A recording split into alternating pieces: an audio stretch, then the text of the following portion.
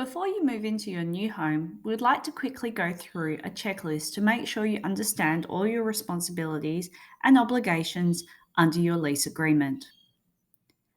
We will refer to the associated documents throughout this checklist, so please make sure that you are familiar with some of the key terms that we will be discussing. First of all, in regards to your lease agreement. Your lease was sent via DocuSign for electronic signing. Should you have not received a copy of your lease, please make sure that you contact your property manager immediately. The lease agreement is set by REWA. This is approved by the Department of Commerce or Mining and Infrastructure. We recommend that you review the lease, and if there are any terms and conditions that you are unsure or would like further clarification, please speak to your property manager. They should be able to help you throughout any questions or queries you may have in relation to this document. There are also special conditions in the lease and any annexures that may be associated with your property. We ask that you familiarise yourself with Part C of the lease agreement. These terms and conditions were sent to you with the application form as also along with the acceptance letter. You should be aware of any terms and conditions in this contract prior to signing the document. We also would like to draw your attention to any additional annexures, such as the strata bylaws.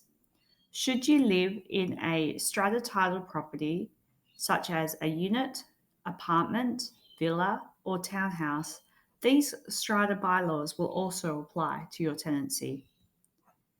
If you have a pet residing at the premises, you would have received a second pet annexure.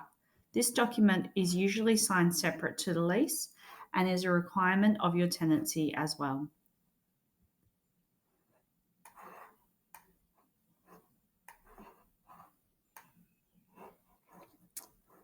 We would like to also familiarise yourself with key areas of the lease agreement.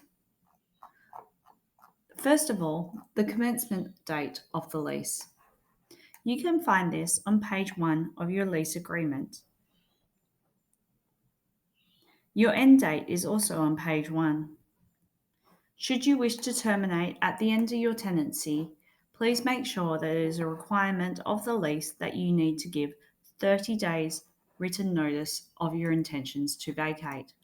We will be in touch prior to this date to ensure that if you would like to renew or vacate the property, that we can communicate this with your owner.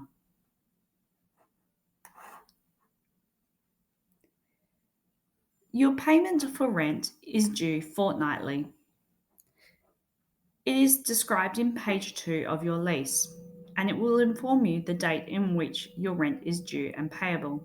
Your first payment is usually required prior to commencing the lease.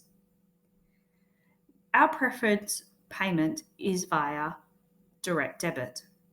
Direct debit, you would have received a separate form for to set up. Payments are taken 2 days prior to your actual rent due date. This allows for transfer times between the banks and ensures that you are not in arrears when we receive the rental payment. Should the payment be dishonoured or bounced, the owner will issue a breach or termination notice within 2 days of being aware of the rent being in arrears. If you know that there may be some issues with your rental payment, we request that you notify your property manager in advance so that we can notify the owner and arrange for any payment plans that may need to be incurred. We also require you to connect the gas, electricity, and if you'd like, telephone, NBN, internet services. We request that you contact the gas and electricity services as soon as possible to set up these accounts. Some delays have been noted with electricity up to 3 days should an account not be set up before the lease commencement date. Please have a look online for any service providers. Water consumption remains with the property, and we will organise, if applicable, accounts to be sent to you. These too can be taken via direct debit. You do not need to contact the Water Corporation. The owner provides insurance for the property, however, cannot provide insurance cover for your personal property. Therefore, we suggest you investigate any options for contents insurance.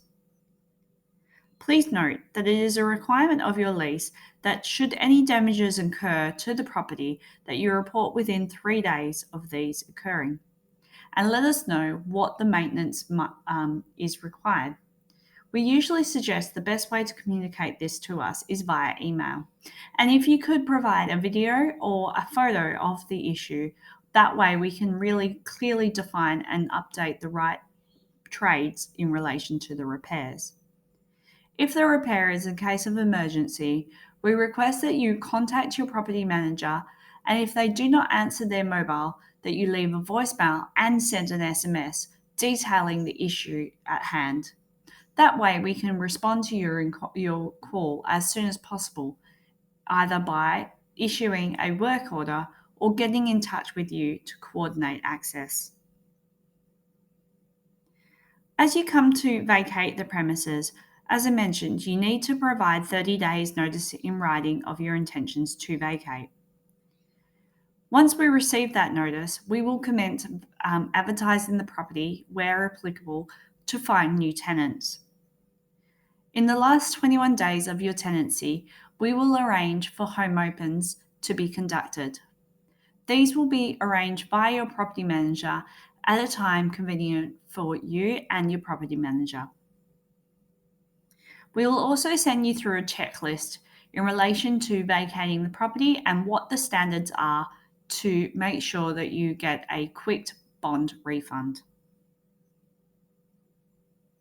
Should you wish to terminate the tenancy earlier than your intended lease end date, there is a process called break lease.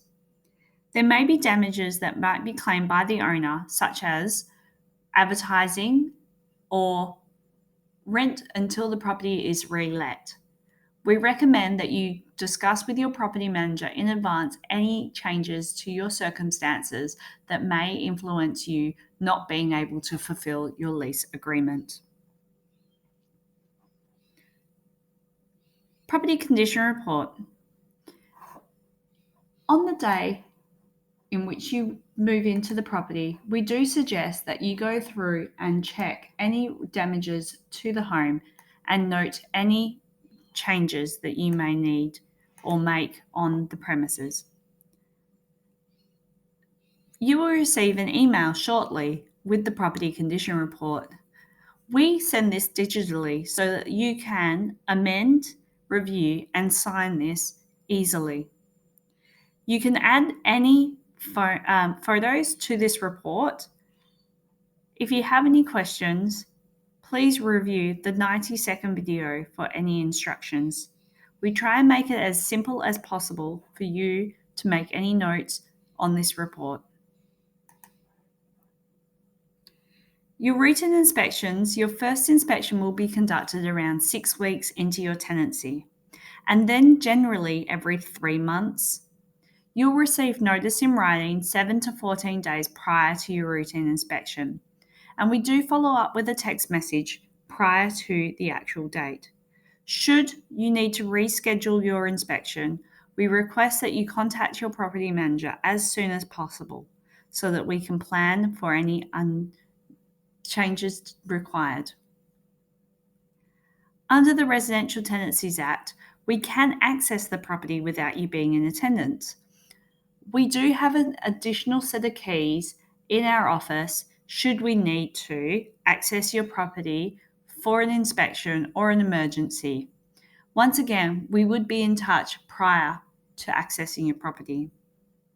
The landlord will also seek a termination of the lease if the tenant permits the use of illegal drugs on the premises. We've gone through the checklist and we will send this for you to sign now. We also want to note that you have received a copy of the lease and any annexures, the property condition report, the the bond lodgement forms, and the information for tenant sheet. These are all going to be sent electronically to your nominated email address. Should you have any questions relating to this checklist, please do not hesitate to contact your property manager.